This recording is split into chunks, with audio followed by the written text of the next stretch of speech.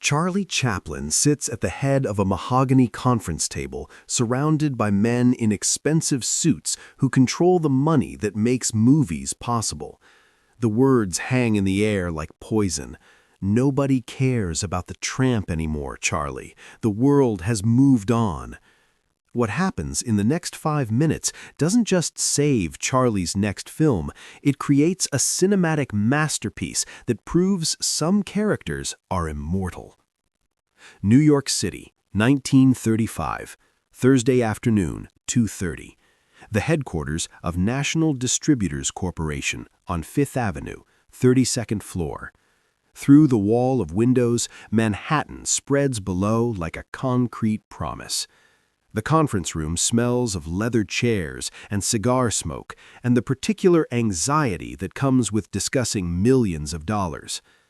Charlie is 46 years old, 6 years into the Great Depression, the most famous entertainer in the world, but even he isn't immune to economic reality. The film industry is changing. Audiences want escapism, musicals, glamour. They want to forget their troubles, not be reminded of poverty by a little tramp in baggy pants. Around the table sit 8 of the most powerful men in film distribution. They control theater chains from coast to coast. Their decisions determine which films reach audiences, which stories get told, which dreams get funded. Today, they're here to discuss Charlie's next project, Modern Times. The leader of the group is Harrison Wade, 55 years old, silver-haired, wearing a suit that costs more than most people's yearly salary. He's built an empire by understanding what audiences want better than they understand it themselves. His company has distribution deals with every major studio. When Harrison Wade speaks, Hollywood listens. Charlie, Wade begins, his voice carrying the authority of someone accustomed to being obeyed. We've looked at your proposal, Modern Times, a story about factory workers, unemployment, economic struggle. He pauses, letting his disapproval settle over the room like fog. It's 1935. People are living these struggles. They don't want to pay money to see them dramatized on screen. They want hope, optimism, entertainment that takes them away from their daily hardships. Charlie doesn't respond immediately. His eyes scan the faces around the table. These aren't creative people. They're businessmen who see films as products, audiences as consumers, art as commodity. They understand numbers, not nuance. Wade continues, emboldened by Charlie's silence.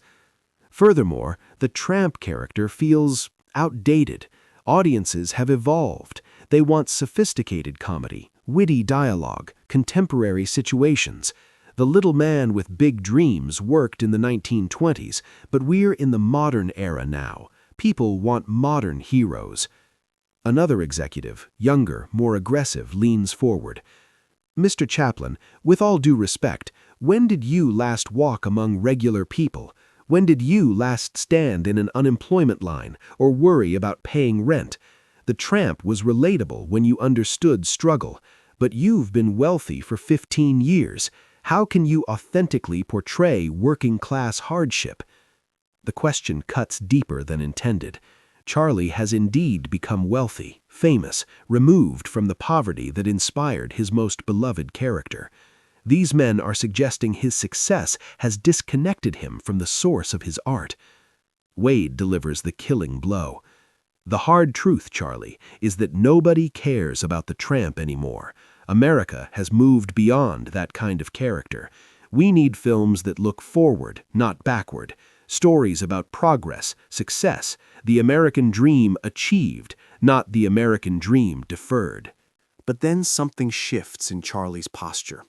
A subtle change that these businessmen don't recognize but would terrify anyone who truly knew him. The transformation from Charlie Chaplin the celebrity to Charlie Chaplin the artist. "You want to know if I understand struggle?" Charlie asks quietly. The executives exchange glances. This wasn't the defensive response they expected. Charlie stands up from his chair. walks to the center of the room, away from the conference table, into the open space near the windows. Manhattan's skyline frames him like a stage backdrop. Let me show you something. Without warning, Charlie becomes the tramp. Not fully costumed, but unmistakably him. The walk, the posture, the tilt of the head, the way he holds his hands. In seconds, the wealthy film star disappears. In his place stands a man looking for work. Charlie begins a wordless story. The tramp approaches an employment office, gets in line with other desperate workers, reaches the window, eager, hopeful.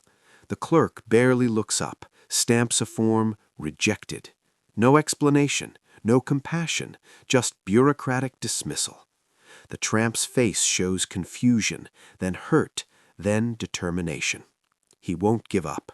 He tries another office, same result, another rejection, then another. Each no chips away at his dignity, but never breaks his spirit.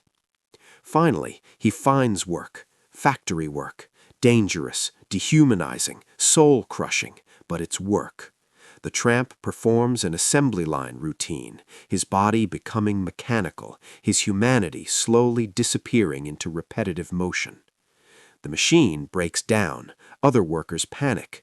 The tramp, in a moment of inspiration, fixes it with improvised genius. For an instant, he's not just a cog in a machine, he's a problem solver, an individual, a man whose mind matters. The entire performance lasts 3 minutes.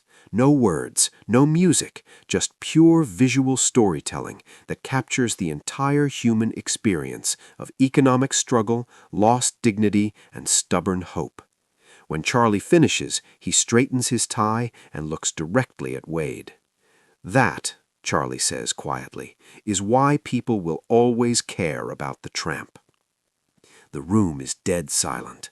These hard-nosed businessmen have just witnessed something they couldn't have imagined, their own fears, their own struggles, their own humanity reflected in the movements of a master artist. Wade stares, his notebook forgotten. But surely you can't build an entire film around economic hardship. Audiences want escapism. Charlie's response is immediate, passionate. They want truth wrapped in hope. Yes, the tramp struggles. Yes, he faces rejection, poverty, dehumanization, but he never stops trying. He never loses his dignity. He finds love, friendship, moments of joy, even in the darkest circumstances. That's not depressing. That's inspiring. Another executive, who has been silent until now, speaks up. Mr. Chaplin, how do you respond to critics who say your comedy is outdated, that modern audiences prefer sophisticated dialogue to physical humor? Charlie walks back to the conference table but doesn't sit down. Physical comedy is the most sophisticated comedy. It transcends language, culture, education level. A factory worker in Detroit and a banker in Paris can watch the same pratfall and both understand the humor. That's not simple, that's universal. He pauses, letting the words sink in. Dialogue comedy dates itself, slang changes, references become obsolete, but a man slipping on a banana peel will be funny 100 years from now because it speaks to something eternal in human nature. Wade shifts in his chair, uncomfortable with the direction of the conversation. Mr. Chaplin, what about the business reality? Can a silent film succeed in 1935? Every major studio has converted to sound. Charlie's smile is confident, almost mischievous. Modern times will use sound selectively. Music composed specifically for the story, sound effects that enhance emotion. But the tramp won't speak because his silence is his strength. The moment he talks, he becomes one man's story instead of everyone's story. The youngest executive in the room, who has been taking notes furiously, looks up. You're gambling everything on this philosophy. What if you're wrong? What if audiences really have moved beyond the tramp? Charlie leans forward, placing his hands on the conference table.